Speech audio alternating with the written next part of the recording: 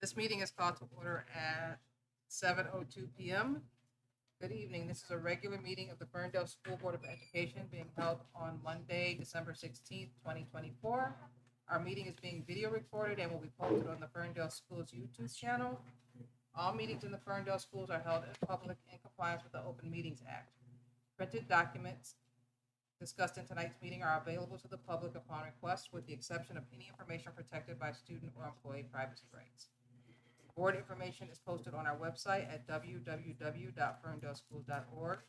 If you do not have internet access and need information, please contact the board offices at 248-586-8652 by Thursday of the week prior to the meeting, and district staff will do their best to work with you.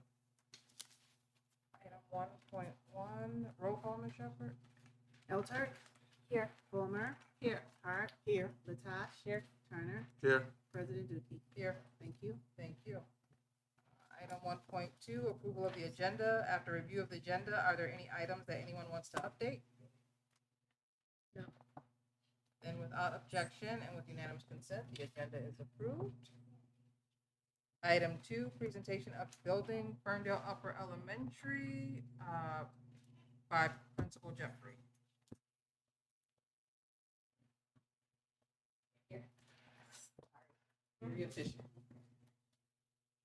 Sorry. Okay. All right. Good evening, Board of Education. My name is Katie Jeffrey, principal at Ferndale Upper. We are excited to present our exploration of the pillars of Ferndale excellence. So our 5 pillars we know are self-reflection, transparency, attendance, collaboration, and data as a flashlight. So I'm going to talk briefly tonight about where Fuel is supporting the district in these 5 pillars. And then I'm excited to share the more important part, share a student group to represent what we've been doing this year. All right, so self-reflection, we encourage all to reflect on their performance and identify areas for growth. I would say this is a big strength of our building. This is our 9th year as the Ferndale Upper, there at the beginning, Jen. Well, many of you were actually, but this year our one word is imagine. We opened the year with a read aloud called Maybe, focusing on the ways in which we can push ourselves further, where we can reflect on where we're strong, where we need to go. Every student, every staff member, I'll show you a picture at the end, made a jar. It's in the main hallway, this beautiful display of their dreams and their hopes for themselves. We also have lots of activities, weekly announcements. We have refueling zones, which I presented on a few years ago, where we buddy up younger grades and upper grades. They created these imaginary chocolate factories last month in November. I think some of the work is actually coming here to this building. So just lots of focus on where are we and where can we go. We also have regular embedded reflection activities, staff surveys, data digs. I'll talk a lot about that in some of the other slides. We also do connectors. We have a 2-hour staff meeting with full staff that includes paras, everybody on staff, which are really powerful. We start 15, 20 minutes with connectors, self-reflection, or gratitude journaling, led by our mental health specialist, Ms. Janelle. And those parts really help us to connect more with each other, too. I'm a firm believer as a leader that if the adults in the building are not well, then the children will not be well. And I really do, I think we pride ourselves at Fuel because of this pillar, because of that constant self-reflection work on making sure the adults are well so that the students and the children can thrive.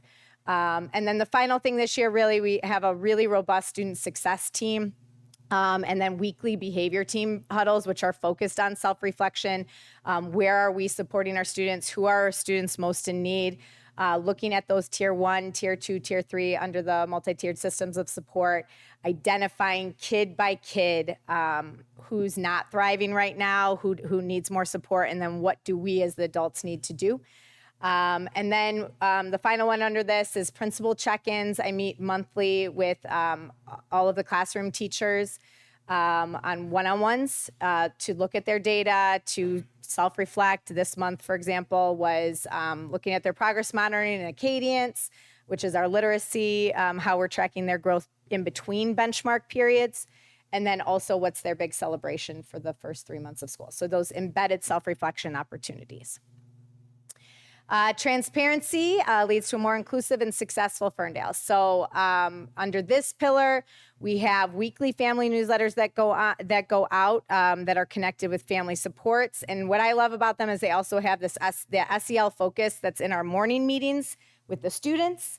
There's a homeschool connection. Who's reading it? There's a homeschool connection. 177. No, I track. So they have this homeschool connection with the SEL focus so that we can be on one page together with parent resources. We have weekly shout out announcements for students. That's like what's coming ahead. Also where we give on a roll, so not honor roll, but who's on a roll academically, so it's more inclusive, and kindness shout outs. And those come from staff, but they also, I find 27 little Post-it notes in my mailbox every day with student shout outs to each other or to their teachers too. And we have word nerd wall, word of the week. So we focus on our vocabulary skills, the SOAR behavior for the week, our SEL look ahead. So to me, that's transparency for the students. Like we are all coherent. We're on one page. Here's where we were this week. Here's where we're going. The huddles I discussed briefly before is under this pillar as well. This is all the behavior team members, myself, our behavior specialist, mental health specialist, social worker, liaison, our communities and schools support coordinator. And we meet together every week to talk about behaviors throughout the week, or again, that kind of tiered support. But this is a little less structured than student support, the student success team. This is about like, who did everybody see this week? Who did everybody talk to this week? What's going on? And it's really a nice way to touch base, 35, 40 minutes total, but with the team that talks the most to our families. We also have the school initiative of the last 3 years that I think has made a big difference, which is monthly positive calls. So the goal is 5 per month for all staff. So that positive outreach to families and being transparent about what's happening in the classrooms. And then our shared leadership model under transparency is we have lots of different teams. And this year we started new committees initiative where we're actually embedded our committees 15 minutes into every 2-hour staff meeting so that there's accountability. So the weight of a committee is not just on the one go-getter that likes to answer emails from Ms. Jeffrey, right? It's like team model. And so I think you're going to see much more robust initiatives this year, like our Black History Month, our Reading Month. We're going to have a lot more heads at the table. So minds at the table. Our next pillar. Oh, so small. I'm getting old. Attendance at Ferndale Upper. Overall, we have strong daily attendance. We're in that 94, 95% range. So for us, we're really focusing on our chronic truancy and trying to help wraparound services. How do we support our students that are not coming to school? A big part of attendance, I think, is just school culture. I love it. Whereas my kids, it is fun. I love coming to work. It is a fun place to be. And why would you not want to be there? Like that's how I feel. I mean, there are bad days, yes, but it is a place that should feel coherent. We have open door policies with all of our, sometimes too much, but I think the kids feel that they are heard, they are seen, and I think that really contributes to positive attendance. We did work on communities and schools created a tracker for families this year, like green, yellow, red, like once you hit 9 or above, you're in danger. So this is something, thank you. This is something that were in the popsicles folders this year that was new this year. And so, right now we're in like a really sick period, gross today, actually. But we know we're going to see some absences, but we really want to be tracking those chronic attendance that are impacting their education. So far away. Okay. And then, our newsletter, we have we've added an attendance section this year because of the pillars, and then our monthly truancy polls, and really working on being on top of our attendance letters so that our 10 absences, 20 absences, so on, and then coordinating with the Oakland County Truancy Officer, which is not something that we had done as much in the past, more of a secondary level tool, but we are using it this year to get ahead of it. And the fourth pillar, collaboration. again, kind of with self-reflection, like I think we're rocking this one. Our staff charter, we focus on the ruler model.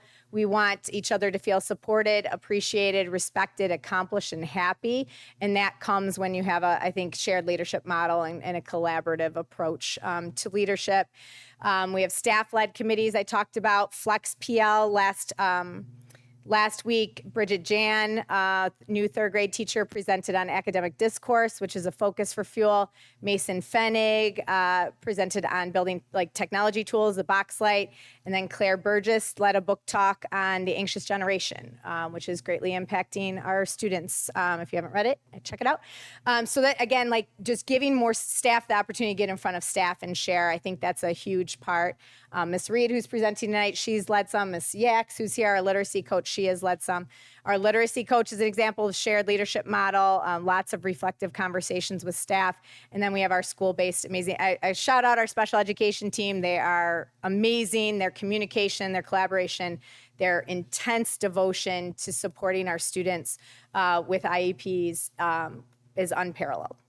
And then again, I keep talking about these principal check-ins, but under these pillars, that is how I have not always been great at accountability.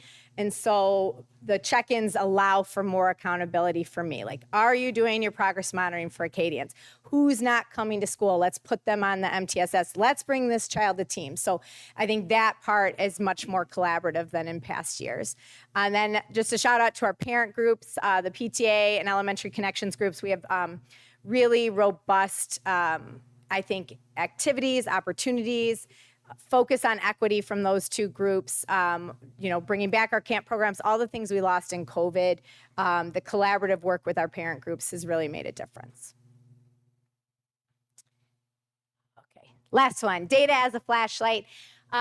Again, something that we have grown towards, but I'm feeling really good about over the last couple of years. And, as you know, I don't put everything in, I put almost nothing in it, okay, but MSTEP, I don't, it's one of those tools that we use, right? It's one of our many assessment tools, but our third graders last year were one of the highest growth in Oakland County, I think the second in Oakland County. And that's because I think teachers are getting much more comfortable talking about their data, meeting with their literacy coach, changing instruction pre-K 5 to make some changes for our students. We do 3 data digs a year, Acadience, iReady, and Panorama, which is our SEL surveys for students, family, and staff. We have PLC reflections. We have principal check-ins after each one, and then some follow-up and accountability aspects. The MTSS SST we talked about already. We also have a data committee. So instead of school improvement meeting every month, our data committee meets 3 times a year. CX is a part of that committee to look deeply at the data. So teachers do their individual digs.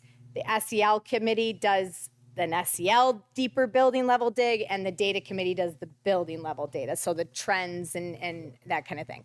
And then they bring those back to transparency, collaboration, they present those to full staff. So it's not just little pockets of people understanding our data. It's every adult in the building.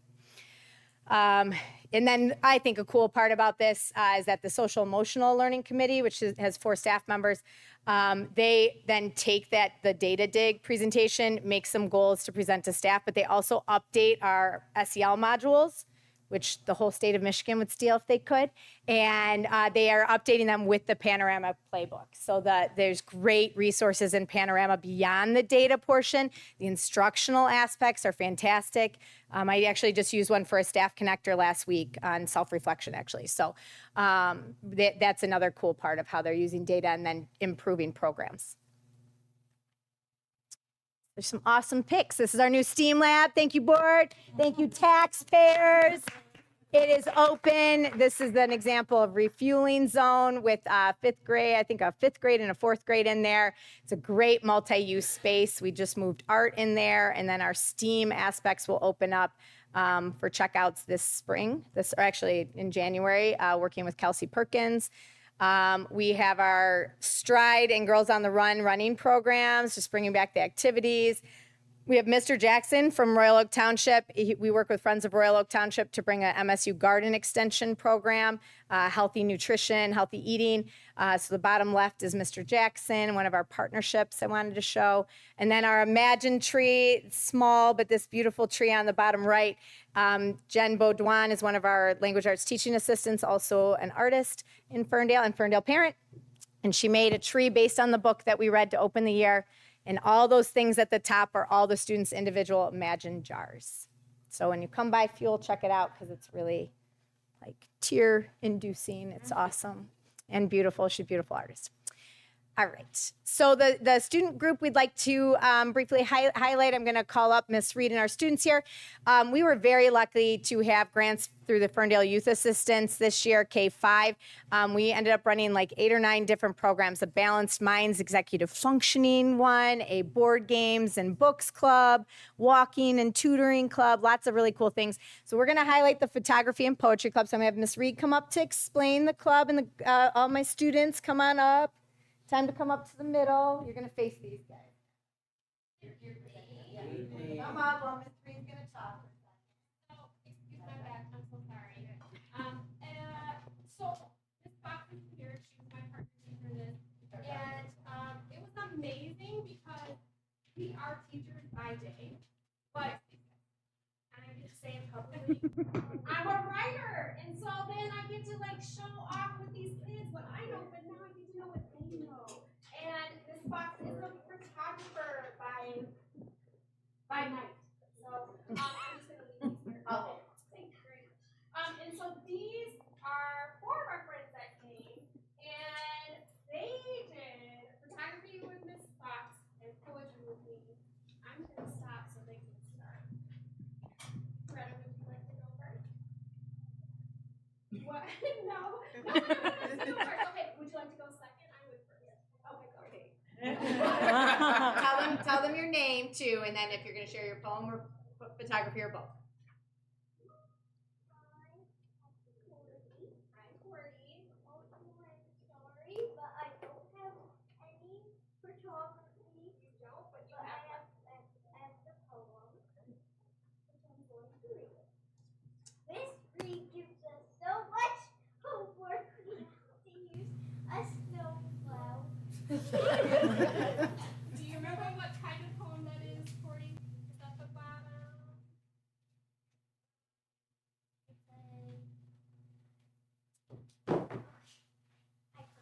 There's a hypothesis.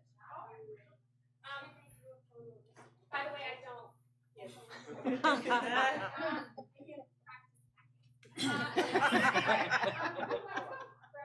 Ready?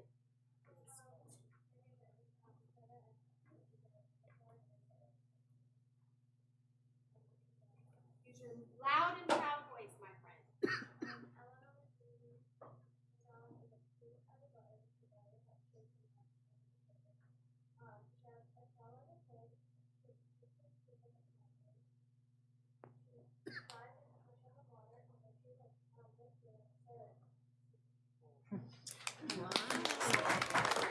Courtney, good job, Greta.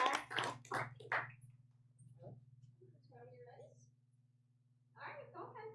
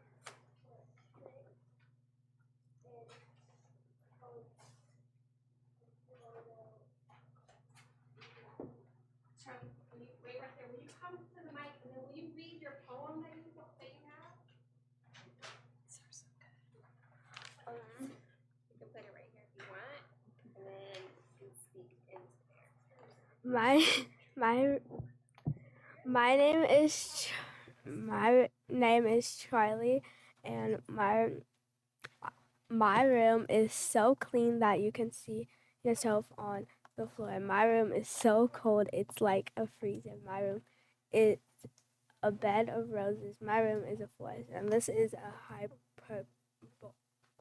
Hyperbole, nice.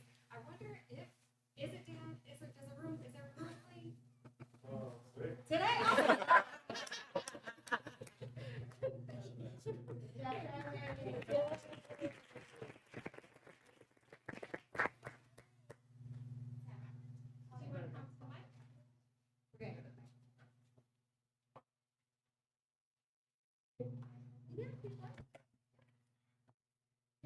My name is Talia, and this is my poem of 4 seasons.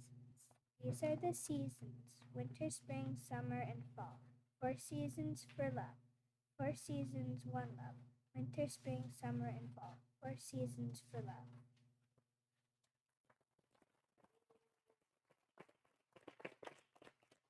That was a haiku.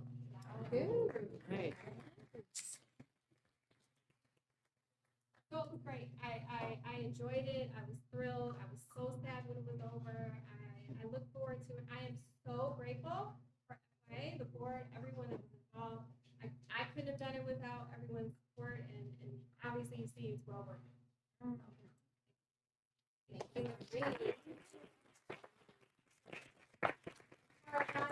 This is the work of the students. This was their own photography and self-portraits and all sorts of things. Very, very cool club. It's beautiful photography. And the poetry was lovely.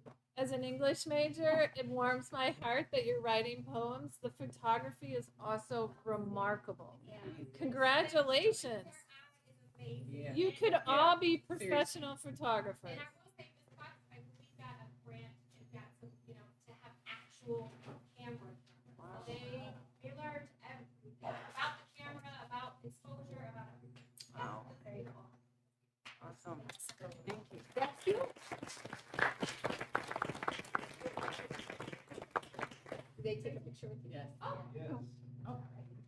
should it come to you? Board. No. We'll come to you. Okay. We I gotta go back.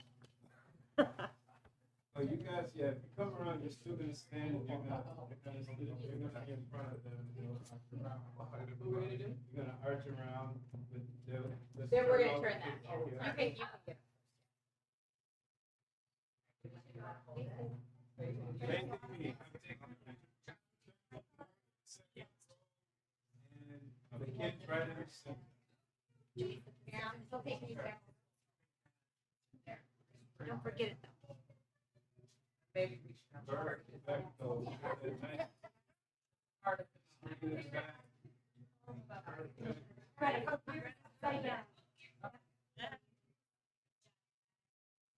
And just ask Jackie if you could pull it right in.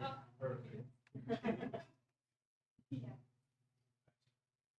3, 2, 1, with the 3, 1, 2. Smile.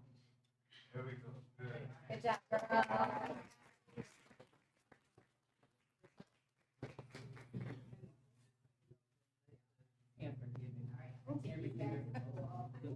I know, right? Karen. Don't forget this one too when you go.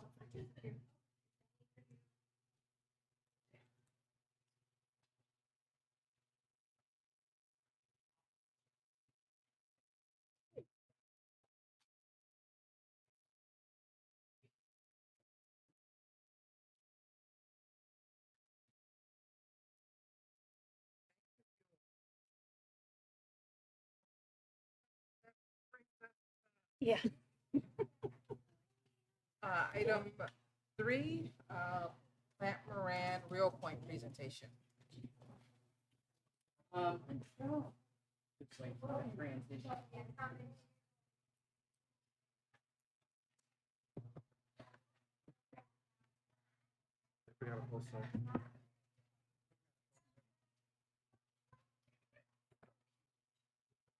hope you brought like some cute kids. I was just about to say, I can't follow.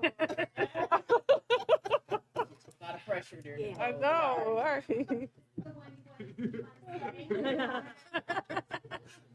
Thank you so much. So just to tee this up, good evening. Last 2 weeks ago at the committee of the whole presentation, I had an opportunity to speak regarding the meeting that Deputy Superintendent Wright and myself held with Nicole Blacker of Plant Moran Real Point about a potential opportunity to partner. And this board meeting, Mrs. Blacker is here on site to be able to answer some of the questions that arose from the board meeting. Thank you. Rose from the committee of the whole meeting. So I did have a chance to debrief with her. So this is definitely a conversational presentation, but she has directly responded to the questions and commentary that was presented at the committee of the whole meeting. And with that, I'll turn it over to Mrs. Black. Good evening. Good evening. Okay, so is this like going somewhere else and Yes. not? Okay, Yes, okay, I'm I sorry. I just want to understand. Good evening. So I just want to project. That's what. So anyway, my name is Nicole Blocker. I am with Plant Moran Real Point. Plant Moran Real Point, we are the #1 owners rep in the state of Michigan. I believe at the previous presentation, you learned about our firm. We are overseeing over $5 billion right now in capital projects for K-12 districts in the state of Michigan. I am a principal with Plant Moran Real Point. I've been there for 6 years. My specialty is K-12. That's my passion. That's my purpose for being on this earth, I believe. It's just to help students get the right capital buildings and help districts align their curriculum, their strategic vision goals to their buildings. How do we make our buildings work to achieve our educational goals? So that is what we do overall for Plant Moran Real Point. There were 4 questions that were given to me that the board wanted a response to. Again, like Superintendent Hibbler said, this is a conversation. So I'm going to answer the questions that were presented to me. If there's any follow-up you need, please feel free to ask. So the first question was, what has been the success rate of Plant Moran Real Point helping districts get their bonds passed? So our success rate is 97%. Over the last 10 years, we've helped 50 districts with bond campaigns. 48 of those bonds have passed successfully. Only 2 did not pass. The reason why the 2 didn't pass was, one, the board had some teachers' union issues. So the teachers had a strong no vote for one of them. The other one was a couple of the board members did not want the bond to pass, so there was a huge no issue there. I don't foresee that happening here. I think everyone is on board here, but we're proud of our passage rate of 97%. I know the current bond here is being planned by GMB and Clark. They have assisted the district with your PQ application. We have worked with GMB and Clark on hundreds of millions of project bond programs. We work with GMB and Clark right now in Birmingham School District. We work with GMB at Three Rivers, Woodhaven, and Mason. We're currently planning a bond with them right now for Mason schools. And we've worked with Clark at Warren Consolidated Livonia, and I'm currently working with them at Detroit Public Schools Community District as an owner's rep. So we are familiar with your current AE and CM. Were there any other questions related to that one? Any follow-up? Okay, next question. Question number 2 was, given that Ferndale Public Schools is much smaller than most of our other districts that we work with, does Plant Moran have the bandwidth to take on our district? The answer is yes. We have extensive experience with varying sizes of projects. We don't just look at a district for how many students they have. I know Ferndale has about 2,200 students. We look more so at the capital campaign budget overall. So our, I would say, sweet spot is about $50 million, 25 to $50 million or more, as far as the capital campaign budgets. We also look at the complexity of the project. What are you doing? Are you doing new builds? Are you doing heavy renovation? Are you doing mostly mechanical? Because that factors into the services that we provide. And then also the districts have to have a bandwidth. We don't make any decisions or contract you into anything. So we need someone to work with from the district that can help us with key decisions that are needed from the architectural design, construction side, and also just make approvals and decisions. We don't do that. We only make recommendations to you. We're scalable. Just to give you some examples of some of our districts that we work with that aren't so large, like DPSCD and Grand Rapids, Lansing, Westwood, that's one of my first projects. They have about 1,500 students. We just recently helped them pass their $23 million bond, and also we helped them pass their sinking fund. So we're doing about $35 million there. Refer Union, they have about 2,000 students. That's another one of my projects that I've helped. We helped them pass their bond, and we're actually planning their new bond, and that was about $60 million. Flint, we were just recently engaged with them. They're doing a $125 million new high school, middle school campus, and they have about 2,500 students. Mount Clemens has about 900 students. We're currently planning their $92 million bond. And then Beecher, 600 students, very small, only 2 buildings.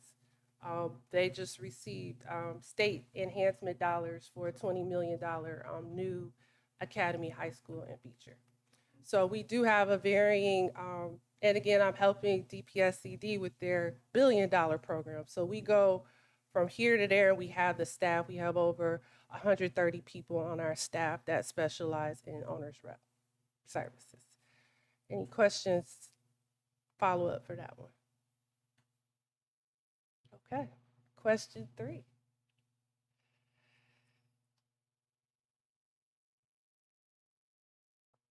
Can Plant Moran share how the construction industry changed post-COVID? Yes. Woo. I put a lot here. We are currently working again on $5 billion just in Southeast Michigan. So we understand the market. We help not only our K-12 clients, but also our corporate clients. We're working on the Huntington Place multi-billion-dollar project right now. Henry Ford's multi-billion-dollar project. We finished Little Caesars Arena, and we do anything that's complex that's happening in Southeast Michigan. Someone from my firm is working on that project. So we do understand the market right now. And right now, post-COVID is labor shortages. A lot of younger students, and that's what a lot of K-12, our clients are trying to do now is introduce the construction trades as a avenue for employment after school. Because right now, young students, unfortunately, are not excited about working outside and doing manual labor and working. So we're trying to introduce that, and we actually have mentoring programs for that as well. As far as that, we have labor shortages. Most of the people who work in the construction industry are up there in their upper 40s, 50s. And then you have, those are your seasoned people, and then you have the younger staff coming in and still need to learn from those seasoned people. So there's definitely a labor shortage right now. Supply chain disruptions. I don't know if any of you have recently done any home renovations, but when they tell you it's going to show up, sometimes it shows up on time, sometimes it doesn't. So there have been some supply chain disruptions, increased costs. Escalation and the cost escalation due to COVID, it skyrocketed almost 30, sometimes 50%, depending upon what was purchased. It is settling down now. However, we are monitoring the current administration change with these tariffs. Unfortunately, a lot of our construction materials come from places outside of the United States. So we are monitoring that right now. We have a whole team right now that is dedicated to seeing what that's going to do to our market. Adoption of technology. One of the good things was there's a lot more remote collaboration right now post-COVID. You don't have to all drive in your car and come to a meeting anymore. You can collaborate remotely. We get a lot more done that way. We do design reviews that way with people out of state, all of that. You don't have to fly people in sometimes if you have an out of state consultant. So that has helped tremendously. There is more focus on health and safety now. We see a lot of our clients now wanting to upgrade, get AC in the buildings, upgrade their mechanical system for better airflow, air filtration, cleaner air, get their windows fixed so they can actually open the windows. And there's just more focus on actual security with secure vestibules as well. Flexible workspaces. A lot of teachers now don't want the teacher sitting up front and in rows with those desks that don't move. A lot of teachers now are adapting because of COVID and having to have students learn different ways remotely. They're using flexible spaces in their classroom where they have like an area for more one-on-one learning. Then you have students who can work on their own. So they're moving their desk around. So they're wanting more flexible furniture, more of that so they could collaborate with their students. And we're also having clients that are actually putting in like coffee cafes and putting in areas where students who are trustworthy and can learn on their own do small group exercises outside of the classroom. So they're asking us to provide more open spaces outside of the classroom, outside of the media center, so students can collaborate and do group activities there as well. And then sustainability priorities. A lot of districts are looking into sustainability. How do we maximize our new equipment so that our utility bills go down? So we're looking more into energy efficiency right now as well, post-COVID. But overall, we've adapted to these changes.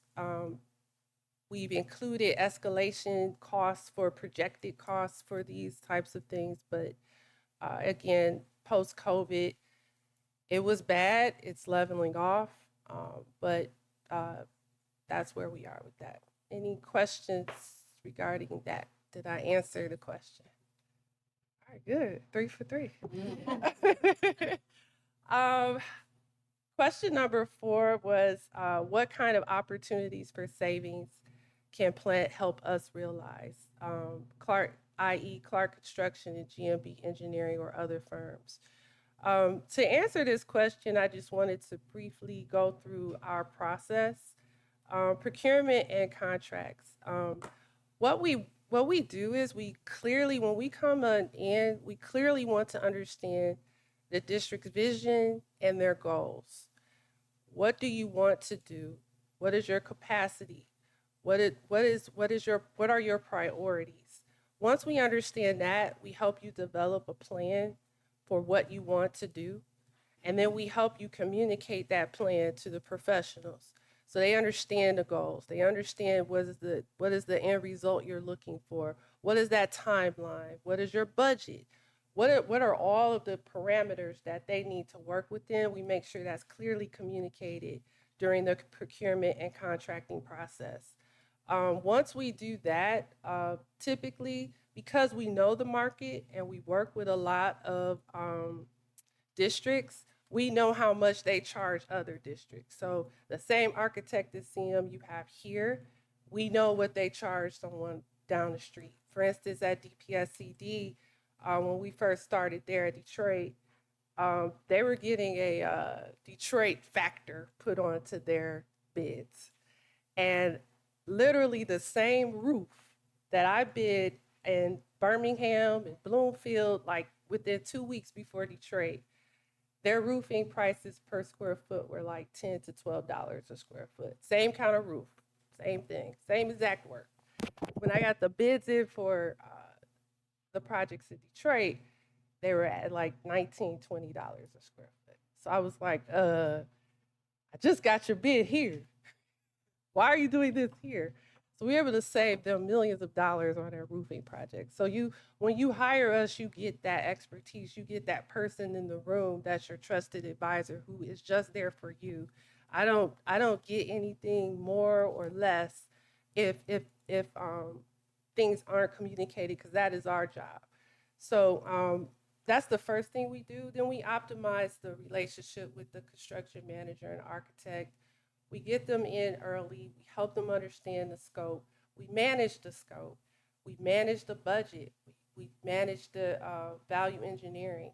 And then we also track your budget. So if we see any budget overruns, if we see the change orders coming in, we're going to communicate with you very early on so that we can develop a plan, so you won't be going through it thinking, oh, we're good with scope, schedule, budget. You'll get monthly updates from us on how you're doing, how are things going, what do we need, what's lacking, or what's going well, what could we be doing better, and all of that. So that's what we do as far as the budget management and cost control. And then schedule. With construction, time is money. So um, we tell them we need it done by this date, period. That is it. Can't go past it. This is the money you have. Can't go over it. We have to work with what we have. One example I have is recently Southfield Schools, they were in a similar situation where we weren't involved with the bond planning process. We were hired after the bond passed. Um, Once the bond passed, we were brought on as the owner's rep. There were some questions from the board, like, are they an extra layer? Why are they costing so much? Why do we need them? We already have an architect. We already have a construction manager. What are they going to do to help us? Well, the first thing was in the bond application, they said that the architect and CM put it together. They said that it would take 10 years to do the $345 million bond campaign. When we came in, we were like, oh no, we don't need 10 years. We can do this in 8. Let's work this out. So again, time is money. With us working with the architect and CM to come up with the scope, budget, schedule, and with the district, we were able to save Southfield $20 million on their bond campaign. And they were able to use that $20 million to help them in other areas for technology.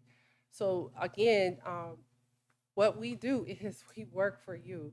And looking at your current bond pre-PQ app, I do see opportunities there that I won't get into tonight, but I do see opportunities for savings in that bond program. So that is question number 4. Any questions follow up for that one? Oh, 4 for 4. So that is answering your questions. The rest of the slides are what you presented on the December 2nd. Anything else?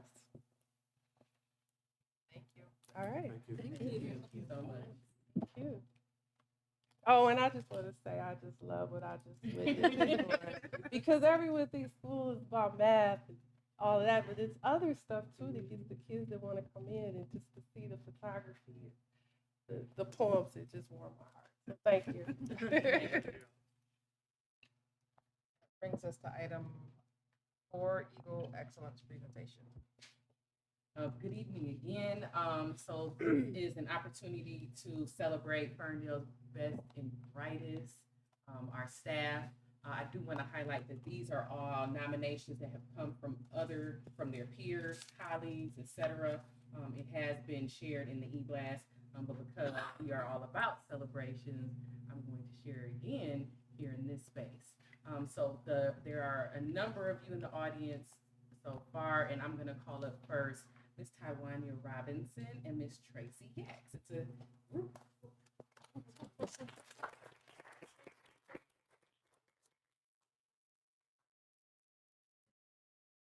So we want to take a moment to recognize and celebrate the incredible dedication of our Ferndale School staff in their pursuit of professional growth and excellence.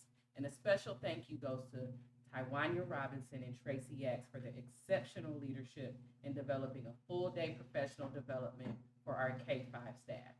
These efforts are a testament to the commitment of our educators to provide the highest quality education for our students. During this valuable training, staff engaged in hands-on learning focused on implementing our new reading resource, Fish Tank. This innovative tool is designed to enhance literacy instruction, enabling educators to deliver engaging and effective reading lessons. Teachers also collaborated to create lesson plans that put their training into practice, ensuring they could immediately apply these strategies to support student success. Professional development days like this empower our teachers to stay at the forefront of educational best practices, which directly benefits every student in our schools. Thank you to all who participated and made this day impactful, and thank you, Ms. Robinson and Ms. Yaks, for all that you did.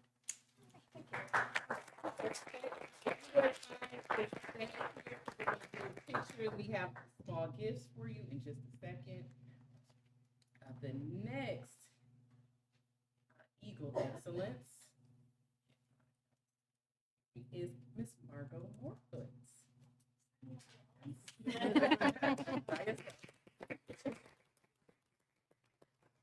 This is a bit lengthy, but it is very, very, very special. I'm going to read every word. So what sets Miss Moorfoot apart is her unwavering dedication to continuous improvement and collaboration. She opened her classroom to colleagues for observation, an act that demonstrates her confidence in her methods and her willingness to share best practices. This openness is a testament to her belief that great teaching is not just about individual achievement, but about building a community of educators who learn from one another. She embodies the spirit of a lifelong learner, constantly striving to improve her craft. In the classroom, Ms. Moorfoot ensures that everything she does is driven by the needs of her students, whether through differentiated instruction, personalized support, or fostering a welcoming and inclusive environment. She is always looking for the best ways to engage and challenge each learner. Her students not only succeed academically, but also thrive socially and emotionally because of the care she takes to create a supportive, dynamic atmosphere where they feel valued and empowered. As a natural leader, Ms. Moorfoot brings energy and enthusiasm to every situation. She is the type of educator who inspires others to rise to their potential, offering encouragement and support to both her students and her fellow staff members. Her outgoing personality and infectious positivity create a classroom and a school environment that are lively, warm, and fun. It is clear that her leadership extends far beyond the walls of her classroom, as she is a role model for her peers, offering guidance and fostering a culture of collaboration and mutual respect. Ms. Moorfoot is a teacher who exemplifies excellence in every sense. Her dedication to her students, her openness to collaboration, her natural leadership, and her ability to create a fun and positive learning environment make her a truly outstanding educator. It is a privilege to witness her impact both in and out of the classroom. Thank you, Ms. Moorfoot.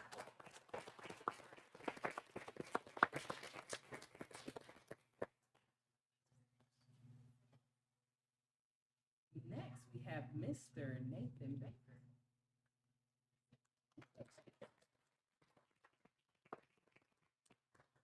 Mr. Baker is doing great things with our computer science courses at UHS. This year, he added a robotics class to our course offerings, and the students are learning a variety of different platforms. The students are thoughtfully engaged and collaborating to do amazing work.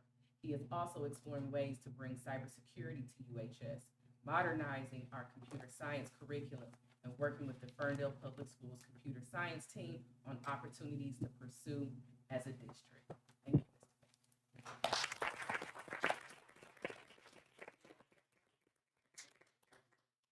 Let's hear. There were more.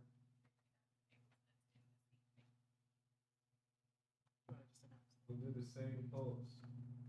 Okay. And then we'll have-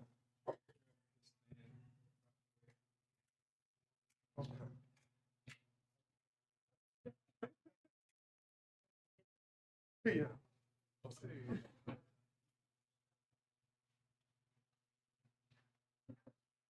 Vanya, if you don't mind switching to your chair. Over there, and then 1, 2, 3. Got it.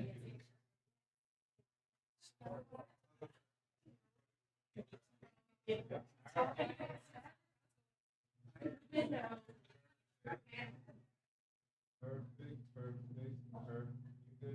Okay.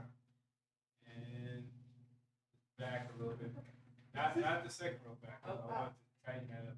There we go.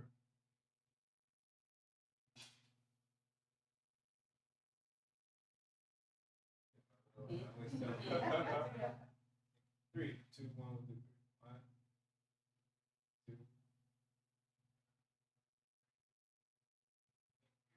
Cute. So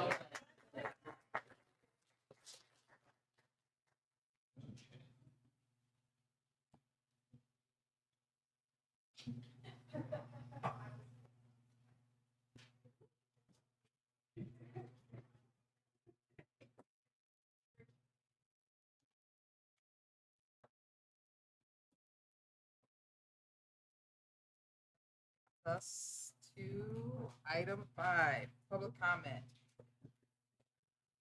This is the time for public participation in the meeting. The Board of Education intends for the public to have many opportunities to address the board and administration of their school district. These include email, phone calls, face-to-face meetings, community gatherings, public hearings, and other public meetings. We welcome individual and group input into the important issues that confront our schools. As noted at the top of the agenda, this is a meeting of the school board open to the public. We want to provide fair and impartial guidelines for participation as required by the Open Meetings Act and to encourage transparency and equal treatment for everyone in attendance.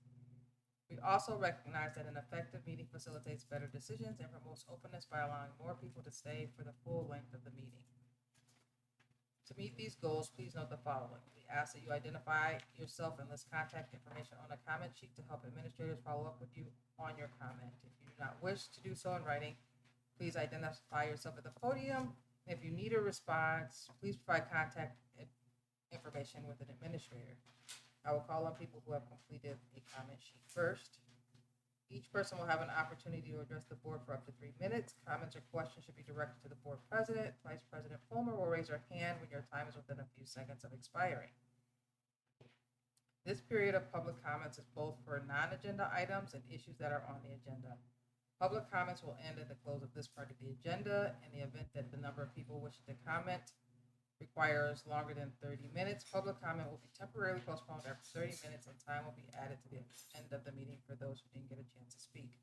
Complaints about staff should be made outside of board meetings and should follow applicable board policy. Please contact the superintendent's office if you have any questions regarding this item. The board cannot respond to complaints about employees in public. This is meant to promote fairness to the staff person and the complainant. Ferndale Public Schools community acts with great civility towards one another. Please help us maintain that tradition during public comment.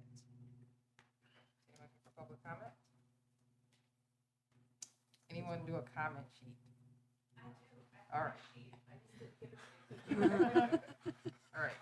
So there's a comment sheet. So you can go first with the comment sheet. And who else is here for public comment? All right. So after her, let's just go. Then you and then you. Hi. Thank you. Can I go? Yes. Go ahead. Okay. Sorry. Hi, I'm Jessica Farouk. I have a 5th grader at Upper. And I'm here tonight as a representative of the PTA Advocacy Committee, following up on the November 14th meeting that the team had with Juan Rickman, who is the school climate and culture admin. I wasn't in attendance at that meeting. It was midday. I wasn't able to make it, but 3 of our members were there. I believe Superintendent Hippler was there, and maybe Mrs. Wright as well. Yes, thank you. So for some context, we thought overall that it was a very positive discussion. We were really happy to kind of bridge the gap with Mr. Rickman. We had never met him before formally. And there was a really positive discussion on many of the initiatives that the Advocacy Committee is trying to focus on with the community. But specifically today, I wanted to follow up on the Code of Conduct discussion. From what we understand, the Code of Conduct document is currently under legal review, and there's no copy available for the public yet. What we'd like to ask is that the board of Education communicate with the school community, parents, and students about the process of putting together the code of conduct and the impact of this ruling document on students. We understand that it's going to be a very large document that will govern how kids will be treated, and we want to ensure that families will be able to understand the language in the document. We'd like to understand better how the code of conduct will be made accessible to all families and understand how it will actually impact specifically students with IEPs.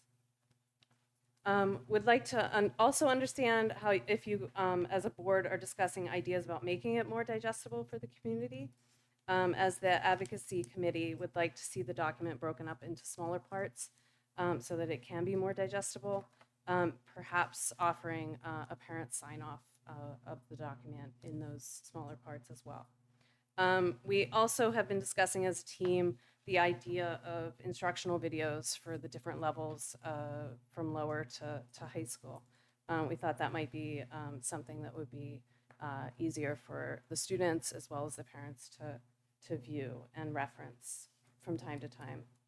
Jessica, 30 seconds. Okay, thanks. That's really the gist of it. Ultimately, we just really wanted to have this more open discussion and bring the process to the broader community for better understanding going forward. That's it. Thank you. Thank you.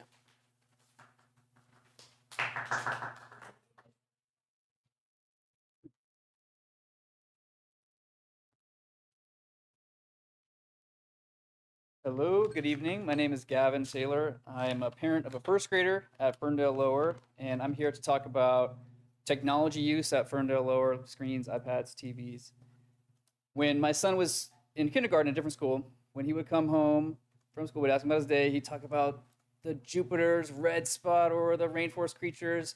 Now at Ferndale Lower, since he's been a first grader for 4 months, when we talk at dinner, he talks about the animations on the math app, which level of Lexia he's on, the gym screen. Basically, his most stimulating parts of the day are on screens to him. That's what comes out. That's all I hear about. And I'm also a family medicine doctor, local doctor. So as a professional, I talk to families and patients about how to keep their kids safe and healthy. We talk about food, we talk about exercise, and we talk about technology quite a bit because it's a big part of our current landscape to keep kids safe.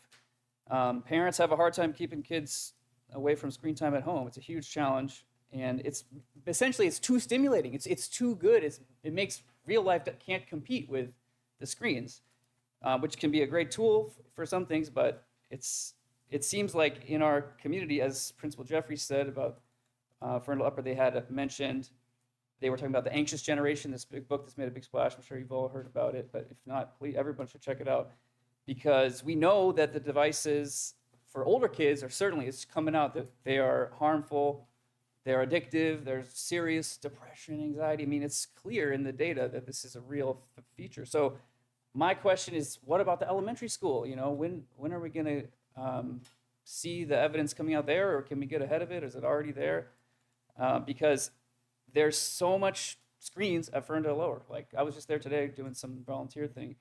The gym has a gigantic screen. Like, you go to gym, you're gonna run. There's a humongous screen, and it's even like a video game. It's actually interactive. You can throw a ball and hit number 4, and it's called the Lou device. That's a gym, and every screen has a big TV. Every classroom has a big TV. Every child has an iPad. The brain breaks. You're taking a break, but it's a huge screen that you're watching a YouTube video, people doing silly dances. Hopefully, you do a dance, or you're finding there's a Super Mario Bros. Find the Mario characters for the brain break. I don't know if that's the kind of break that I would want to have. Emil talks about books on TV. Like, they have someone reading a book on the TV, reading the book. It's a lot of screens. And we know that's linked to attention problems.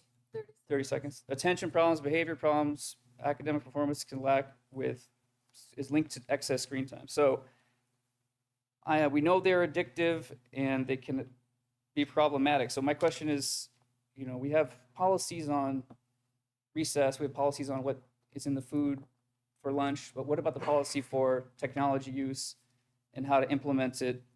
How much? What kinds? Is there some guidance we can get for our school. Thank you.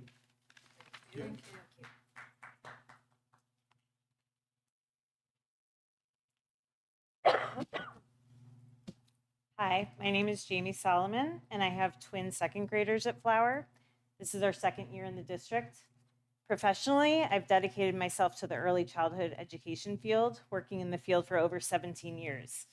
I'm coming to the board today with a very timely and what I believe to be a very serious concern for our children's education and well-being, and that concern is the use of media and technology in our schools.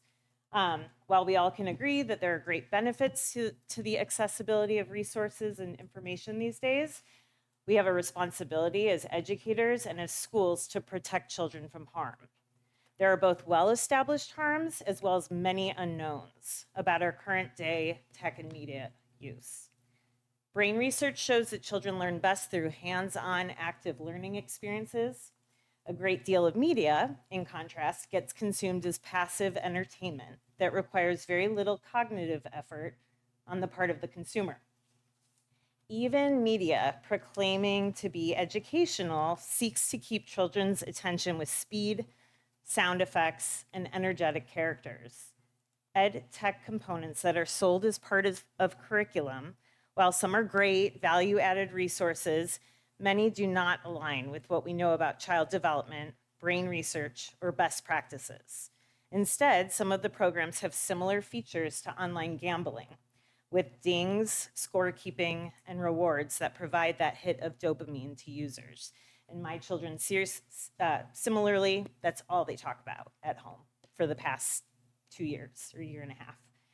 In the classrooms, media often takes the place of something a teacher would otherwise be doing, such as leading a brain break or reading a story. And there are real and significant differences between a human being engaging with young children in these activities versus YouTube. Even if short in duration, 5-minute video here, 10-minute math game there, I believe that the pervasiveness of the screens and the frequency with which they pop up in the curriculum, even in art class and gym, is one, teaching our children how not to pay attention, and two, could lead to our children's reliance on and addiction to screens. A quick peek at the headlines this week from high schools around the country can tell us where this might lead us. In my research of the district's policies on the matters, I've found only policy on cell phone use, and then some policy from 2019 pre-pandemic that focuses on users' responsibilities while online at school. 30 seconds.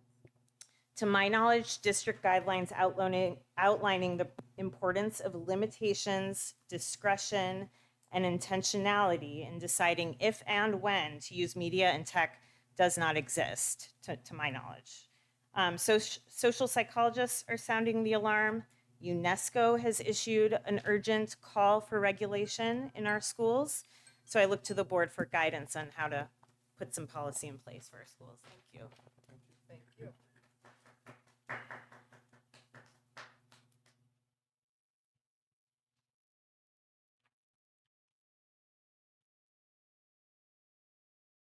Item 6, consent agenda. Item 6.1, request to approve minutes of the special meeting, committee of the whole, Monday, November 4th, 2024. Item 6.2, request to approve minutes of the regular meeting, Monday, November 18th, 2024.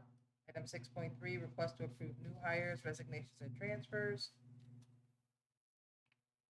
Item 6.4, request to approve bills and accounts, November 2024. Does anyone wish to remove an item from the consent agenda for questions or discussion later? Seeing none, I'll entertain a motion to approve the consent agenda as presented. Moved by Jonathan. Second by Jackie. Roll call, Michelle. Elter, Yes. Fulmer, Yes. Hart, Yes. Latash, Yes. Turner, Yes. President Dookie. Yes. Thank you. Thank you. With 6 yes votes, the motion passes and the consent agenda is approved.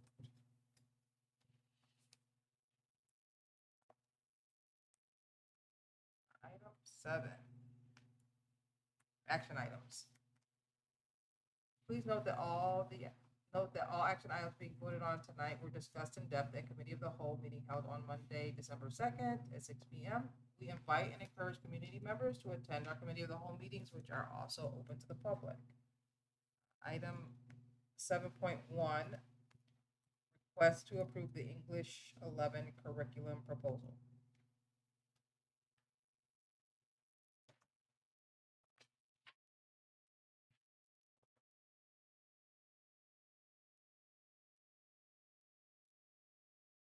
Good evening, everybody. As you probably recall, Ms. Robinson presented a proposal a couple of weeks ago about updating some ELA 11 novels. We would like to request approval of that proposal, but before I ask for that, I will give you a quick update that per your request, we did dig into whether there were alternate modes of acquiring that text. And there are, that we can get large print and audio versions of the text. Anything to add? The equity audit, we did the equity. Oh, okay, thank you. Yeah. The equity audit was completed as well. Thank you. Thank you for doing the equity audit as requested. I really appreciate the opportunity to read it and review it. I'll entertain a motion to approve item 7.1, request to approve English 11 curriculum proposal. So moved. Moved by Jackie. By Sarah. Any other discussion on the motion? Thank you. Yeah, just did a little thank you following up on it. Roll call, Ms. Shepherd? Fulmer, Yes. Hart, Yes. Latasha, Yes. Turner, Yes. Elter, Yes. President Dookie. Yes. Thank you. Thank you. With 6 yes votes, the motion passes. And Thank item- you. Thank you. Thank you. The item 7.1, request to approve the English 11 curriculum proposal is approved. Item 7.2, request to approve the resolution for preliminary qualification to issue bonds. All right, good evening. Board, December 11th, the school board presented its EQ application to the Department of Treasury. Representation for the district's legal firm, Miller Campion, conversation, along with PFM, our financial advisors, Park Construction, GMB, Superintendent Hitler, myself, all participating in the call. We're looking for a bond proposal for spring, specifically May 6, 2025, excuse me, go back in time.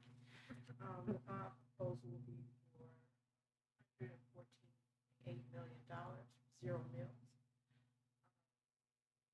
And the resolution presented before you is an explanation of the preliminary qualification application, as well as our expectation for the May 6th ballot language. I'll entertain a motion to approve item 7.2, request to approve the resolution for preliminary qualification to issue bonds. I'll move. Moved by Sarah, Oh. Hold on a second. seconded by Jonathan. Any discussion on the motion? Well, more of a question, I guess. So the resolution is just pretty much boilerplate? Is there an attachment that'll go with it that details the date of the election and the money to be sought through the bond? Sure. So this is the first step in the process, right? This bond resolution is first presented to you. There'll be another resolution presented to you in January. In January, you'll have a specific language for the ballot language. Got it. Okay. Thank you. Yes. Okay. Roll call, Ms. Shepherd? Hart? Yes. Latasha? Yes. Turner? Yes. Elter? Yes. Fulmer? Yes. President Dookie? I'm gonna say yes. Go Thank you. ahead. I'm gonna add, in January, we will have, hopefully by then, approval from the Department of Treasury. So that's why the next resolution will come. Got it. Okay, thank you. Yes. With 6 yes votes, the motion passes. And item 7.2, request to approve the resolution for preliminary qualification to issue bonds is approved. Item 7.3, request to approve the sinking fund project Ferndale High School track replacement spring 2025. So we're really excited about this project. This actually was bid in 2022, and we did not get any responses. We bid the package previously as the football field and track. We only received bids for the football field, so we let the bid again, and this time we received 2 complete package responses. In this instance, Naval Paving is the successful bidder.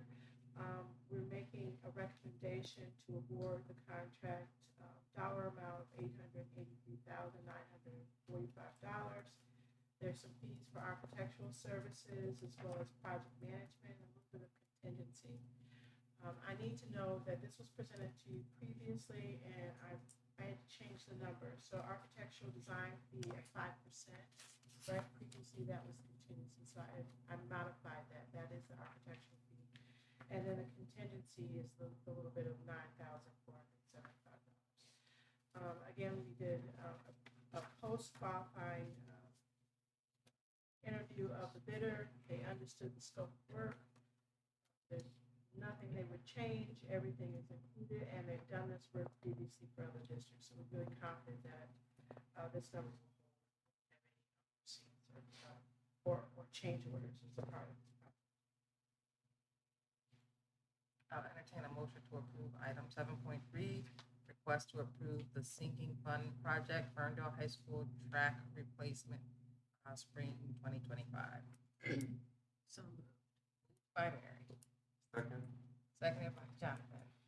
Any discussion on the motion? just want to say I appreciate the level of detail that was presented to us at the committee of the whole meeting. And I can't remember who the representative was, but from Ryan Wakely. Spilak? Yeah. So it'd be nice to have a new track. I think the other one is what, 10 years old, almost. Careful those dog walkers. Right. Careful of the dog.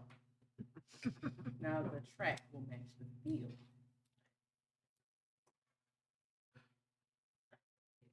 No, yeah, appreciate it, and I'm gonna say as always, like, I appreciate the report and having all the details and the budget and all that, and so, thank you. Roll call, Ms. Shepherd? Latash, Yes. Turner, Yes. Elter, Yes. Fulmer, Yes. Hart. Yes. President Duke. Yes. Thank you. With 6 yes votes, the motion passes. And item 7.3, the request to approve the sinking fund project Ferndale High School track replacement spring 2025 is approved. Item 8, the superintendent's update. Good evening again. I debated on keeping this for Eagle Excellence, but I am going to share it during my update because I think it speaks to our focus as a district on continuous improvement, continuous development, etc. So I'm holding in my hand a letter from the Michigan School business officials where it is explaining that Aaron Porteous, our grant accountant, has met the requirements for certification under the MSBO Voluntary Certification Program. She has earned the Business Office Specialist certification.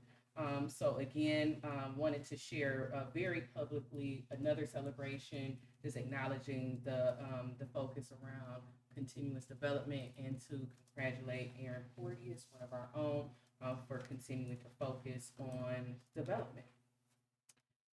I am also holding a letter from the Michigan Multi-Tier System of Support Technical Assistance Center that is writing me a letter that is sharing that Ms. Taiwania Robinson represented Ferndale Schools at the 19th Annual Michigan Multi-Tier System of Support State Conference. She shared many stories of the successes of Ferndale Schools. Her title for her presentation was Refining MTSS Processes building upon our early literacy successes. So again, just a testament to we are around the state teaching people about all of the great things that are happening here in Ferndale schools. And just want to say thank you very much to Taiwania Robinson, the Teaching and Learning Department, for sharing all of the great things.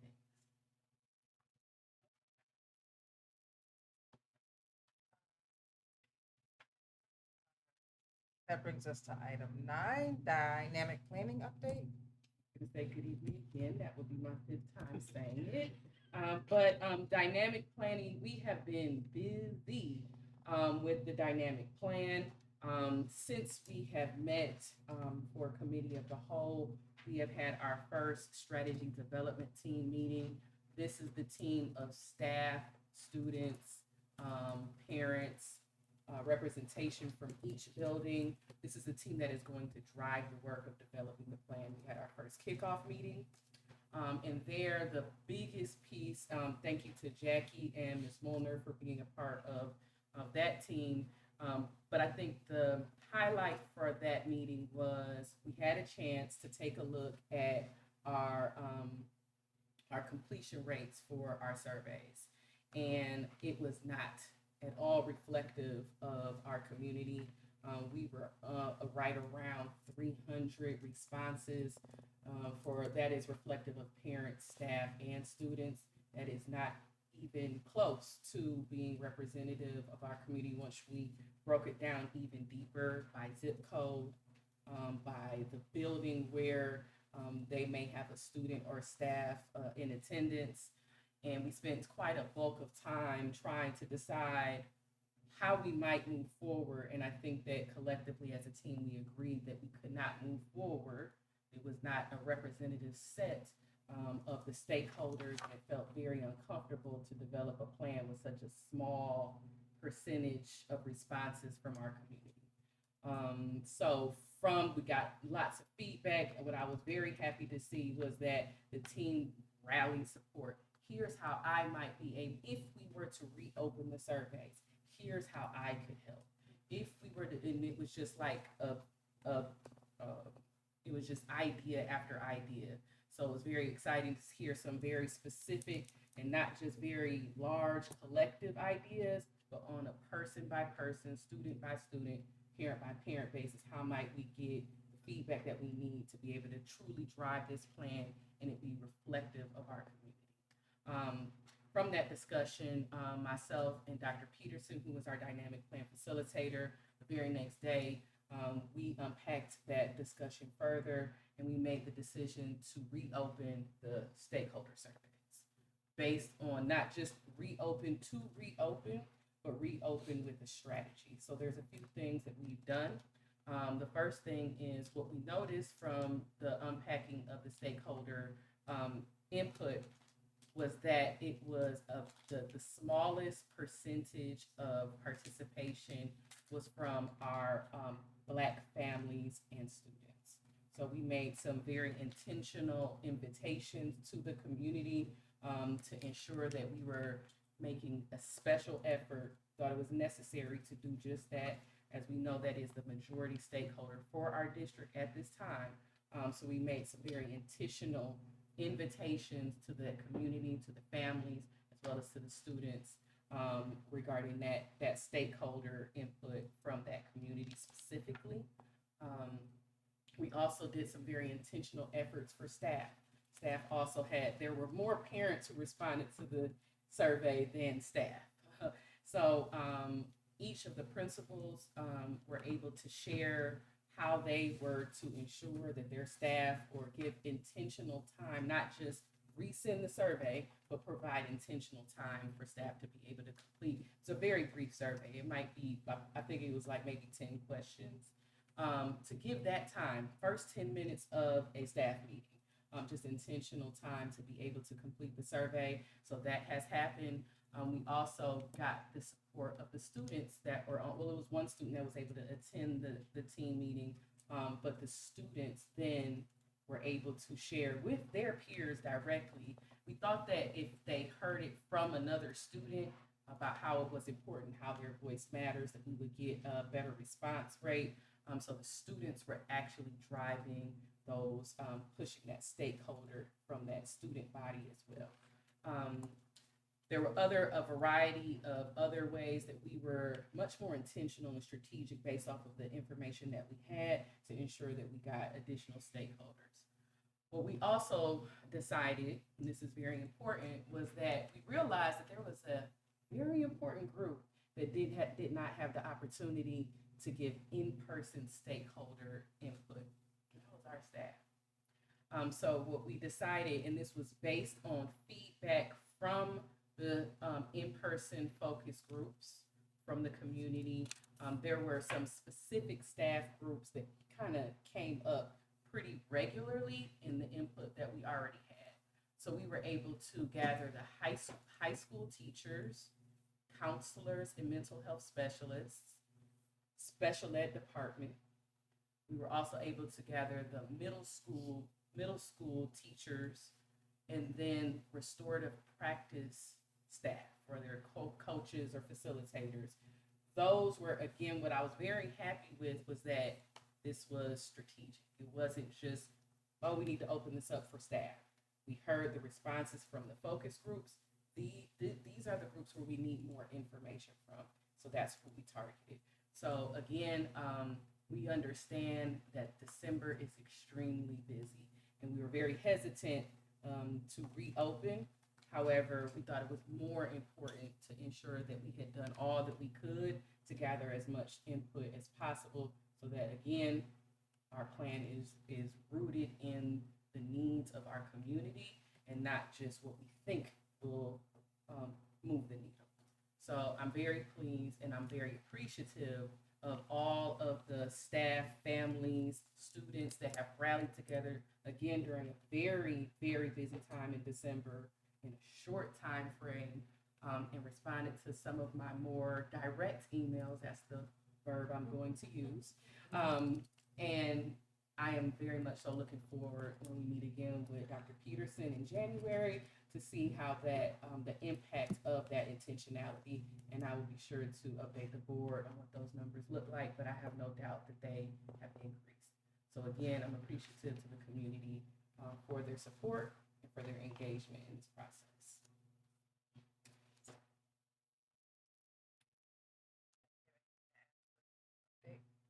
I appreciate, well, I attended the meeting. Unfortunately, I had to leave a little early, but I do appreciate because that the going back to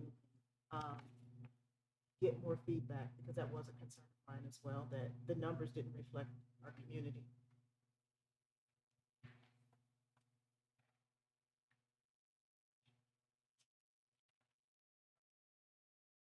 No, I'm glad you feel good about the strategy development team and their engagement. And I just echo what Jackie said about taking the pause and gathering more feedback ultimately is only going to lead us in a better direction. So once those surveys close again over our break, Dr. Peterson and her team will be kind of analyzing the data, and the stakeholder input phase of our dynamic plan will be ending.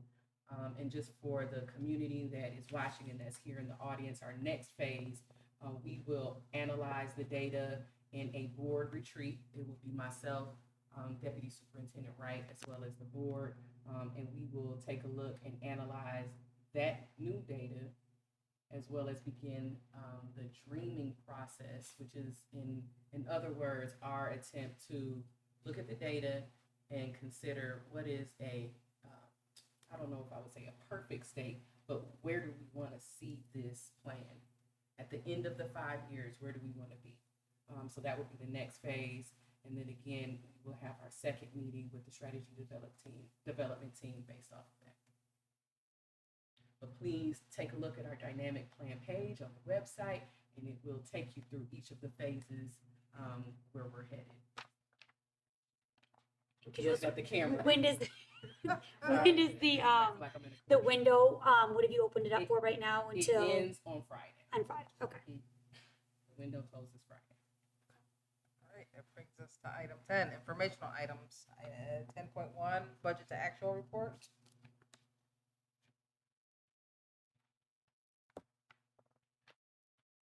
Good evening. Good evening.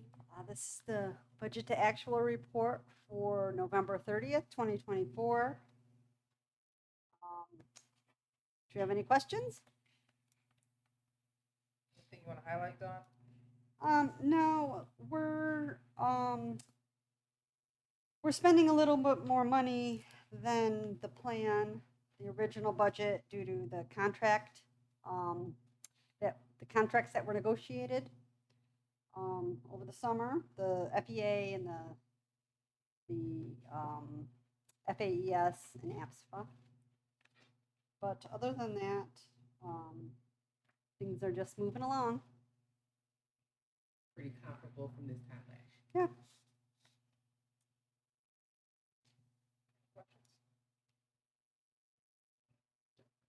Thank you. I just wanted to remind I'm sorry, I just want to remind the community that UAW negotiations will be launching in 2025, just as a reminder. And yes, UAW this year. Thanks, Dawn. All right, item 11, consideration of any pulled consent agenda items. We had none. Item 12, our next special board meeting is Tuesday, December 17th, 2024 at 7 p.m. Item 13, our next annual organization and committee of the whole meeting are Monday, January 6th at 2025 at 6 p.m. Item 14, our next regular board meeting is Monday, January 27th, 2025 at 7 p.m. Which brings us to item 15, Eagles Points of Pride / comments, and Jonathan's gonna go first. So, my Eagle Point of Pride kind of goes the entire board, which is, as some of you may not know, this is our last official board meeting with 3 wonderful board members. And me and the team just want to take the time to say thank you guys for all your service that you've done with your board. For me personally, I really enjoyed working with you guys.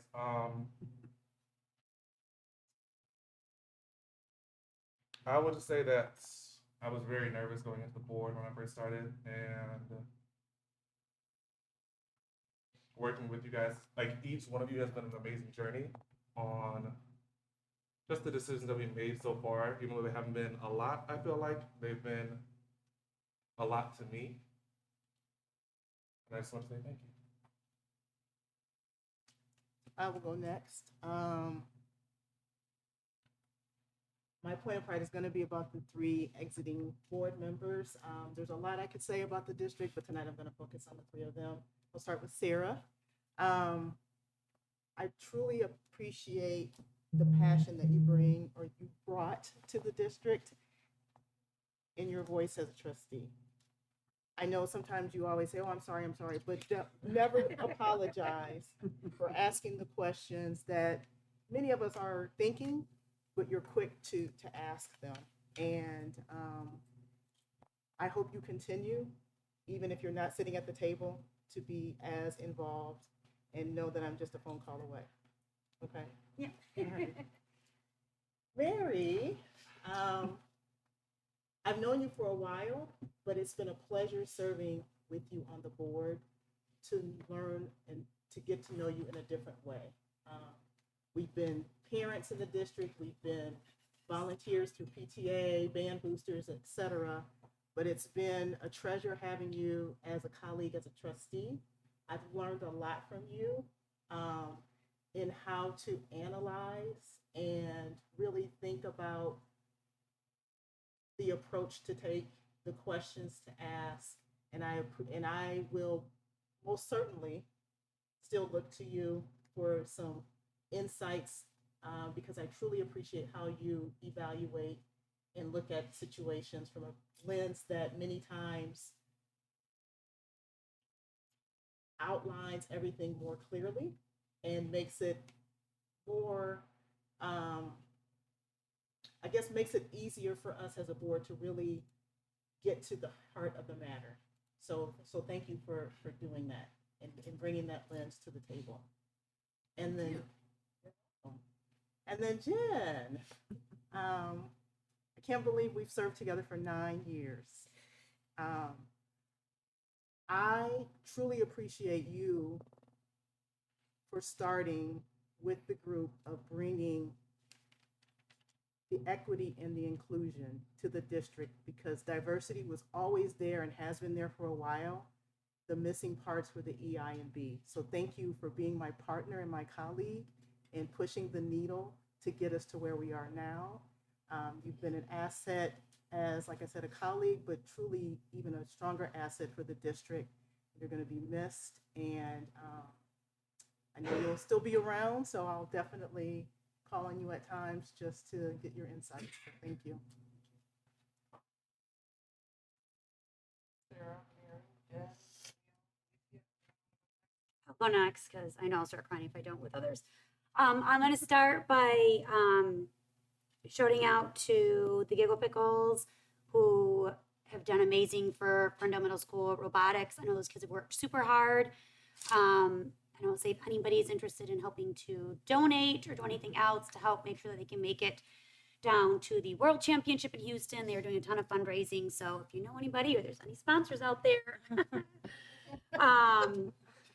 The next one is this weekend I was able to go to the band concert, which I'd never been to band in the gym before. And that was absolutely amazing to see. It was very different from what I've seen with like orchestra concerts.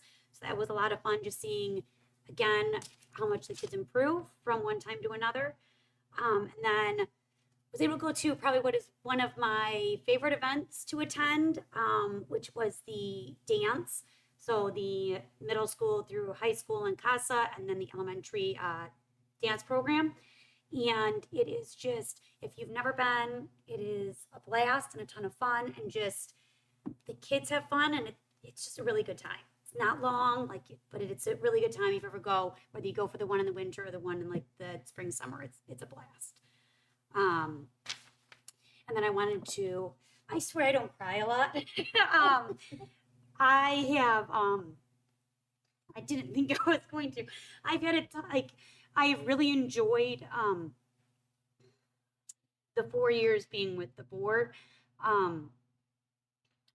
I have enjoyed working with the district before I got onto the board. And when I got the call from Neon of like, hey, we know it's COVID, but would you want to do this? Wasn't exactly sure if like that was the time, but I'm happy I did at that time for it.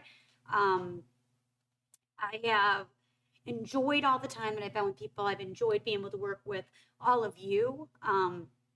John, it has been great having you as a mentor and somebody that I could always call when I had questions. I appreciate it. I appreciate everybody who has listened to all of my questions. My I'm sorry is my everythings.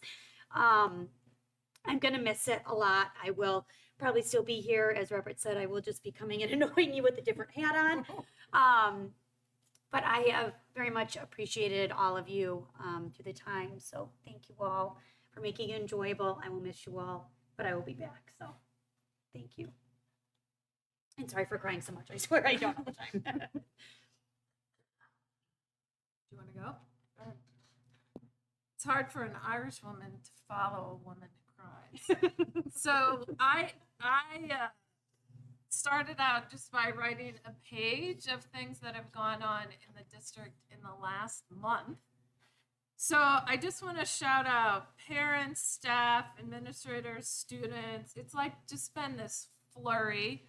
People are tired. The kids are trying to get ready for exams at the secondary level. People are trying to get ready for holidays, but athletics in full swing, basketball, swimming, winter track, winter guard, music. It's like every other day there's been a concert or something at the high school. All of that involves parent volunteers.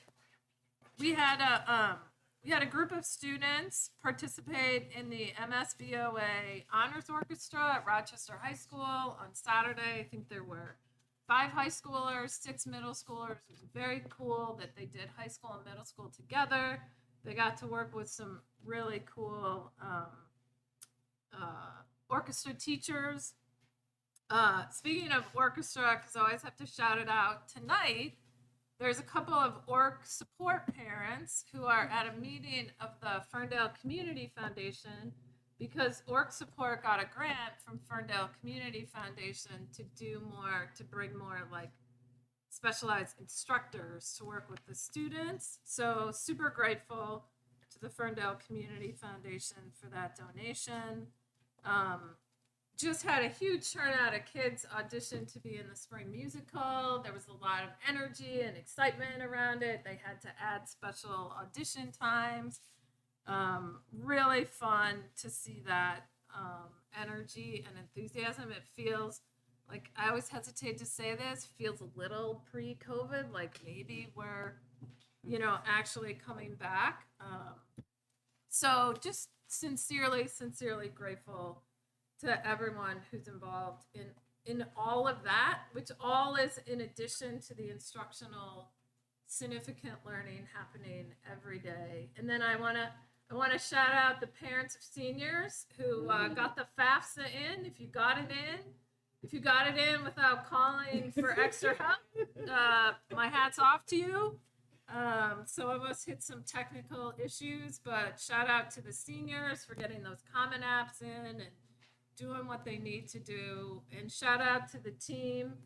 I think it's Isabel Kolanowski, who I feel like I'm hearing from on a daily basis. I'm waiting for her, like my daughter, to ask what's for dinner as she is prompting the senior parents. It's super important. Some of you don't know this, that I am finishing up a term that Anne Ibrahim started and then had to resign from. And I just want to thank Anne for her service. It's really been a pleasure to be on this board for the last 28 months. It's a little amazing. Not that you were counting. Not that I was counting, but I did count it today. I knew there was a way I could get a higher number than Jen. Hats off, Jen, to you. But actually, the reason it struck me is because in the next 28 months, both of my kids will graduate, and that took me back. And I won't bore you with this whole journey, but it took me back to volunteering in Mike Thomas's kindergarten classroom 13 years ago when Kieran was in kindergarten. That was my introduction to volunteering in the district, and I've been in every one of the buildings that they've been in, and tried to contribute where I could. I talk about it as some of the most important non-paid work I've done, and it's someone who's spent her career in the nonprofit sector. I've done a lot of non-paid work. And so I think the thing that made me say yes to the opportunity to apply to be appointed to this board was first and foremost the desire to support the district in creating opportunities for all of our kids to thrive. But secondly, just incredible respect for the professional educators and staff and community that make up this district and make it the incredible place that it is. I will be forever grateful for all of the people, many of whom got celebrated tonight or were examples of all the amazing stuff that happens in this community. We don't know what the next 4 years are going to look like for public education.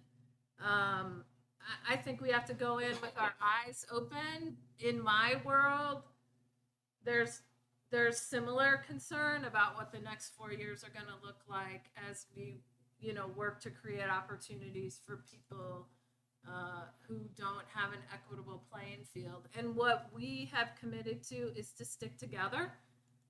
And I think that's what this community has going for it. That's our strength. We have incredibly gifted and talented people.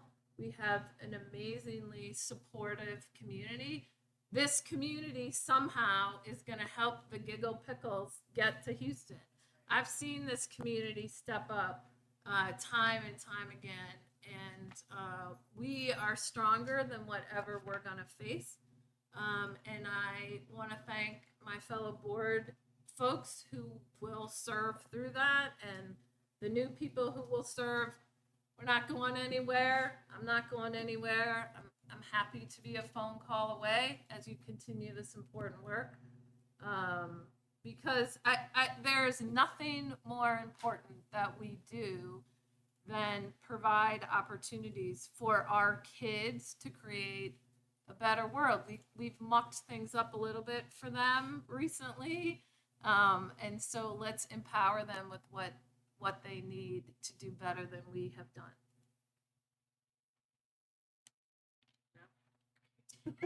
You're it. I'm it. All right. A lot of things. I wrote down everything that's happened in the last 11 years. I'm just kidding. I just want to say a couple short things and kind of talk about you guys. And Mary, I want to thank you so much for saying yes. When I asked you to come over and sit on my porch, I just had a very important question that wouldn't take up too much of your time. So thank you. I appreciate all your insight and your consideration and all the way you thought about things and the different issues that we've had presented for the last 28 months. And I really learned a lot from listening to what you have to say and how you say it. So I appreciate that.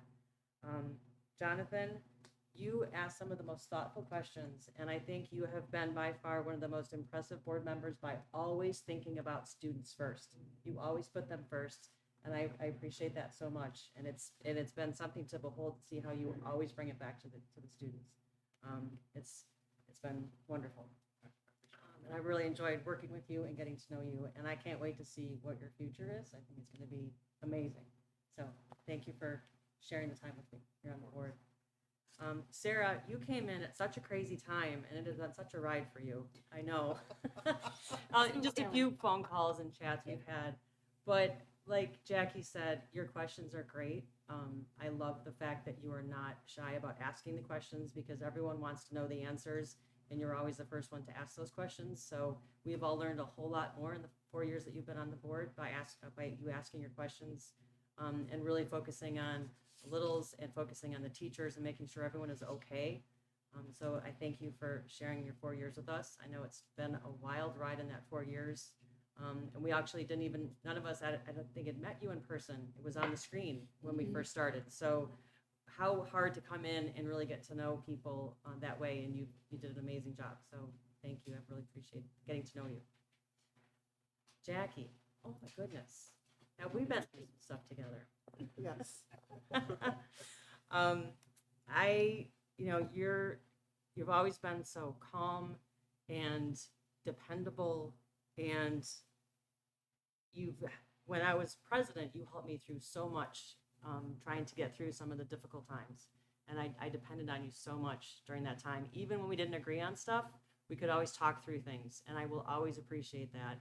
It's been fantastic working with you the last 9 years. I wouldn't have wanted to do it with anybody else. We've seen a lot of changes, I think, for the better. There's a little way to go, but you've been such a strong advocate and such a wonderful board member, and it's been a privilege to serve with you. And our fearless leader. It's no easy task being a board member, and it's really no easy task being the president of the board. And you are a superb board president. You've led this district in some really tough times. I know how hard that is, and you've done it with calm and with grace and compassion. And you've always put the kids first and put the staff first and made sure that everyone is taken care of and safe and learning and that no one's being left behind. So I can't thank you enough for all the parents and all the students in this district. You've done an amazing job, and thank you for being such a great board member and such a great friend and such a wonderful person for Ferndale and Ferndale's kids. Like I said, we've seen so many things happen in this district, and I know that the next iteration of the board is going to take this and run with it. We have a strong fund balance. That wasn't always the case. We have equitable schools that all the kids are getting what they need, and we're getting them more and more and more, and no kids are getting left behind. With a new elementary building, which is beautiful, this new bond that's coming out next year, which I would be happy to put little things on everyone's doorknob and knock and all that good stuff. And just the daily things that we see our students and our teachers do, hearing the poetry and seeing the photography and knowing that, you know, Katie's managed to lead her team into having the second highest growth rate for third grade reading. She's a rock star. We've always known she's a rock star, and she'll continue to be a rock star, I know, for this district. And there are so many rock stars in this district. And I know that this team is going to support them moving forward. It's been extremely heartwarming to be able to serve the district this long. My kids were in third grade when I started, and they've graduated. So it's time to turn the path over for new folks. And I'm really excited to see where the district is and where it's going to go. And I just want to thank everyone here for that opportunity.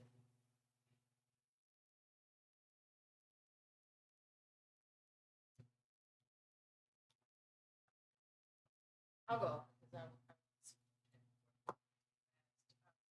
want to say to the board, one, thank you. I've always said that, but I need it deeply.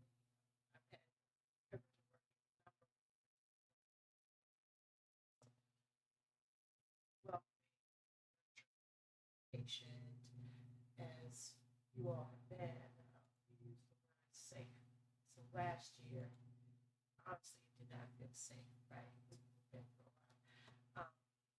And so over the course of the year, it's felt safe, right? Giving us a place to grow, to make mistakes, to find things right. You will be sorely missed. And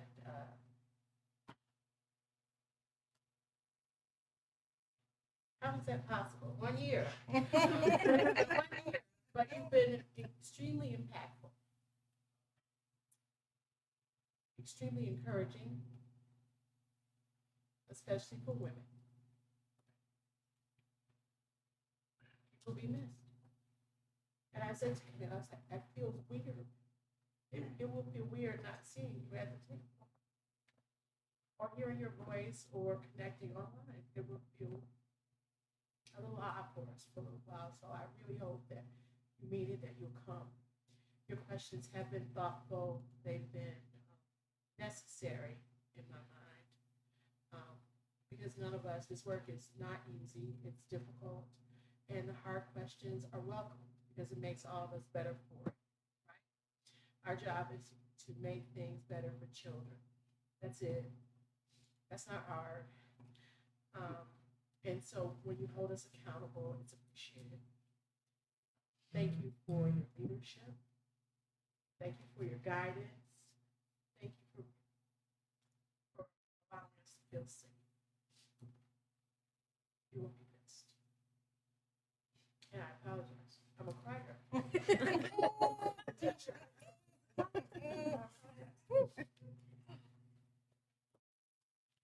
And I'm not crying. I'm just, my eyeballs are sweating a little bit. I don't know what's going on. I'm gonna start with some district. One thing that wasn't mentioned was on Friday at Lower was the second grade imaginary field trip. And I don't know if you guys heard, but we went to Egypt this year and it was spectacular. Okay, it was wonderful, as it always is. I had a lovely time, and I just want to shout out Lower. It's a lot of prep work to get ready for that one day, but the experience is wonderful. Quick story. So, I'm full-fledged in the, imaginary trip. We're in Egypt, So I go and I'm talking to a small group of students and I say, man, I asked them like, so how was the flight? And they said, it's really short. And I'm like, oh, well, I was like, yeah, really short, like 13 hours. I'm trying to get them back into the imaginary. And they're like, we're like 13 seconds. And I'm like, guess we're not there, but okay. It was fun. It was a lot of fun. So it was great. Also had a great time at the All City Band event. I mean, just being able to, you literally can hear the progression of the program from elementary all the way to high school. It's just a beautiful event. And I was, as always, happy to be there. And as far as our departing trustees. I wasn't expecting to cry, like I'm not a crier. But I will just say that this is the team, this is the group that hired me.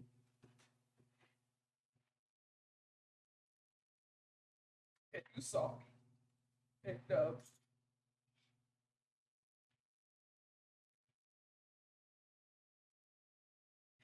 gonna miss you guys. I'm not gonna go individual because it's a lot, but I'm just appreciative of you seeing me. I did not plan to be in this seat. Let me be very clear. But you saw me, and you believed in me, in my abilities, and in turn believed in this team. I'm grateful, and I want you to know that we will continue this work as you have planned. It won't stop. We are committed to this work. I'm grateful. This was, I didn't know how having 7 bosses was going to be, but you guys have made it great. You've made it great. Thank you for holding me accountable. It makes us better for our students, and that's at the end of the day what this is all about. So thank you for your service. This is not a goodbye. It's just I'll see you soon. Just see you differently. Jen has already volunteered to knock on doors. We will need that support. So I'll be looking forward to seeing you there. But no, just sincerest appreciation to each of you. You will be missed. I am grateful, and I hope that you will answer the call because they will be coming. But thank you. Thank you so much. All right, so I'm gonna rewind because I wasn't here at the committee of the whole. I am not the crier of the board. Sorry. So if I go there, there's a problem. Let's go there. I want to rewind. Camille and I actually got the opportunity to present in November at the National Association of Black School Educators. We presented on school board superintendent relationships and with being Black women in the seat and all that is wrapped up to be. And we had a room that sat 100, and it was at least 3/4 full. And it was in Atlanta, and it's a national conference. And both of our first times there. Yes. And it presenting with Camille is easy, so let's just go there. But it's good to it was good to get out and tell Ferndale's story, particularly our story as coming together as a governance team. It was well received, but in the audience, you don't realize how many when you go to those things, who's there. We had a big Michigan faction there, and I just want to say that Camille did an awesome job. I thank you for signing this up. It was fun. Looking forward to doing it again in April. So if anyone's bored, wants to go to the school board conference, so we're going to be there. All right. So I have to do this. All right. And we're not crying, right? Everyone's agreed. All right. No, I'm dead. Not crying, sweating. None of that. We're not leaking from the eyes. All right. So Sarah, yeah, I'm going to miss you being at the table. Sitting in this seat during COVID was a fun ride. Let's just say, okay? It was fun. But you were the one that I could get the real from. I mean, Jen and Jackie would give me this is how you sit in the seat. But you were like, was that person nuts? Are you okay? And I appreciate that because I can't say that, right? I can think it, but sometimes I'm like, maybe it's just me. And you were really good with you all right? That was wrong. People are crazy. I'm gonna miss that. Hopefully someone incoming is gonna have that, but I need that. So I know that I don't have to worry about you showing up in a different form because I know you will be there. So I'm hoping that you still do some of that. You have my number. You know how to reach me. Mary, I don't know how to say it other than how Jackie said it. I learned from you, when you say something, it's like, oh, I didn't see it that way, or I didn't think about it that way, or that makes total sense. Um, and I appreciate that. I also have had the privilege of having VPs that have been presidents before, so sometimes it looks like I'm in the seat, but they're actually in the seat. Um, and having you as a VP was different. Um, I had no worry. Like, I know Mary's gonna run that, and I'm not gonna get no questions. No one's gonna follow up. It's just gonna run smoothly. And I've missed a couple meetings, and when I say missed it, I mean missed it. Like, no one called and was like, "Hey," it just happened. Not to say that it always happened that way with my other VPs. Sometimes I did hear from board members, but every time you have taken over for me, I've heard from no one. So, I also paying them off works. and I also know you're not going anywhere for the next 2 years, and I know where to find you. So I ought to know that speech that Jen gave you. I didn't get it from Jen though. I got it from Jackie. Same speech, no big deal. Come sit it out, Yeah. fun ride. Yeah. So I'm glad you said yes. Did you know we're having interviews tomorrow? If you decide to come back, just saying, the opportunity's still out there. Jen, I'm not gonna say nothing because remember we're not crying. It's been a ride. I gained a friend. Yeah. I appreciate you for all that you led and like opened the doors and all that good jazz. Yeah, sitting in this seat alongside you has I could not have sat in this seat without you sitting here first, followed by Jackie sitting here. I got to watch the two of you do it, and it helped, right? Like, because I know what I wanted for what I want and see for Ferndale just because of who I am. But watching you two run this table,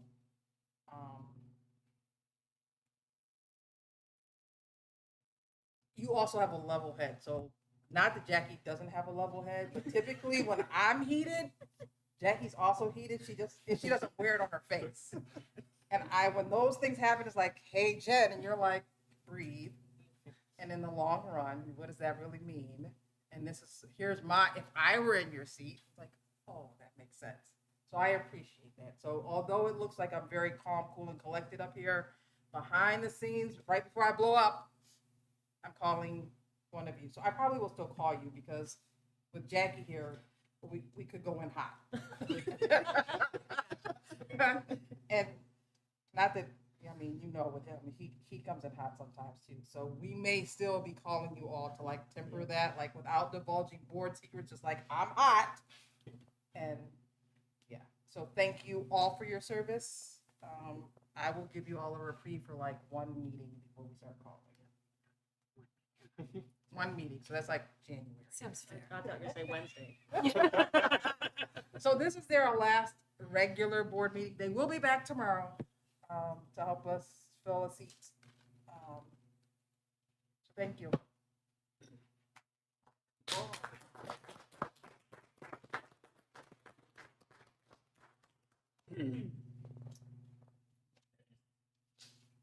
So while these things are happening,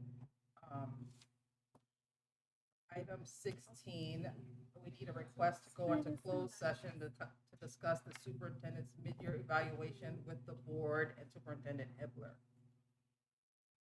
So moved. Okay. Moved by Jackie. I'll second. Seconded by Jonathan. We'll take 5 minutes or less. Roll call, Ms. Shepherd. Turner, Yes. Elter, Yes. Fulmer, Yes. Hart, yes, Latash, Yes. President Dookie. Yes. Thank you. Thank you. With 6 yes votes. Request to go into closed session to discuss Superintendent Hibbler's mid-year evaluation with the board and the superintendent is approved. And we're gonna take a 5-minute break.